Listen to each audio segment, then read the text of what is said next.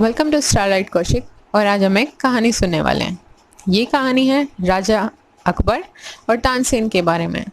तो तानसेन उनके नवरत्नों में से एक थे और वो कितना अच्छा गाते थे, कितना अच्छा बजाते थे, ये हम सब भली भांति जानते हैं हिस्ट्री से। तो एक बार राजा अकबर ने उनसे पूछा कि आप इतना अच्छा गाते हैं तो आपके गुरु जिन्होंने आपको शिक्षा दीक्षा दी है वो कितना अच्छा गाते होंगे। तो इस पे तानसेन बोले कि हाँ, निसंदेह वो मुझसे बहुत अच्छा गाते हैं और मैं तो कुछ भी नहीं हूँ उनके सामने जैसा वो गाते हैं। तो राजा अकबर ने ये डिसाइड किया कि चलिए उनका गाना सुना जाए।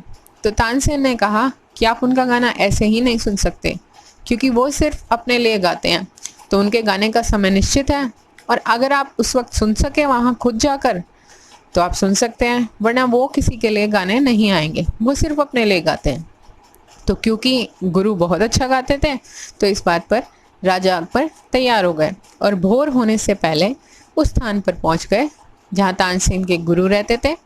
और जब उन्होंने गाना शुरू किया तो बस गाने के दौरान सारे इतने मंत्रमुग्ध हो गए कि वो भूल गए कि वो कहाँ हैं और कहाँ खड़े हैं, कैसे वो गाना सुन रहे हैं। तो इसके बाद अकबर ने एक सवाल तानसेन से किया कि वाकई में ये आपसे बहुत अच्छा गाते हैं और मैं तो ये सोच रहा हूँ कि मैं तो पहले से ये समझता था कि आपका तो मुकाबला कोई कर ही नहीं सकता, पर अब इन्हें देखने के बाद ये पता चला कि आप तो इनसे बहुत पीछे रह गए हैं। तो ऐसा क्यों है, मैं ये समझ नहीं पा रहा, इसका मुझे जवाब दें। तो तानसेन कहते हैं कि मैं जब गाता हूँ तो मैं पुरस्कार के लिए गाता हूँ। मतलब ये बात कहना अपने आप में बहुत हिम्मत वाली बात है कि ये एक्सेप्ट करना कि तानसेन ये कह रहे हैं कि हाँ, मेरे दिमाग में उसके बाद होने वाली उस प्रशंसा का, उस पुरस्कार का ख्याल होता है जब मैं आपको गाना सुनाता हूँ। और वहीं पे मेरे जो गुरु हैं वो अपने लिए गाते हैं, अपनी आत्मिक खुशी के लिए गाते हैं, तो जो उनकी अंतरात्मा का आनंद है वही उनके लिए पुरस्कार है, इसीलिए वो इतना बेहतरीन गाते हैं।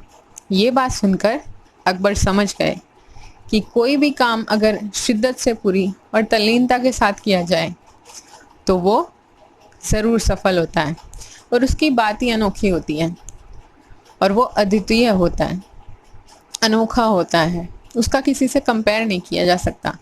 तो दोस्तों, छोटी सी कहानी हमें ये सिखाती है कि कभी भी आप कोई भी काम करें उसमें अपनी पूरी शिद्दत लगा दें, पूरा ध्यान से, पूरे फोकस के साथ करें, क्योंकि अगर आप उसके परिणाम के बारे में सोचेंगे, चाहे वो अच्छा हो या बुरा, वो जो दबाव है वो आपको अपना 100% नहीं देने देगा, जिसकी वजह से आपकी मेहनत पे भी असर पड़ेगा।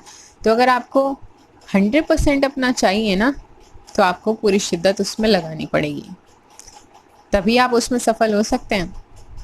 तो आज का सवाल इसी से जुड़ा हुआ है कि कभी आपने कोई काम बिना किसी पुरस्कार या बिना किसी रिजल्ट के सोचे कि उसका क्या परिणाम होगा?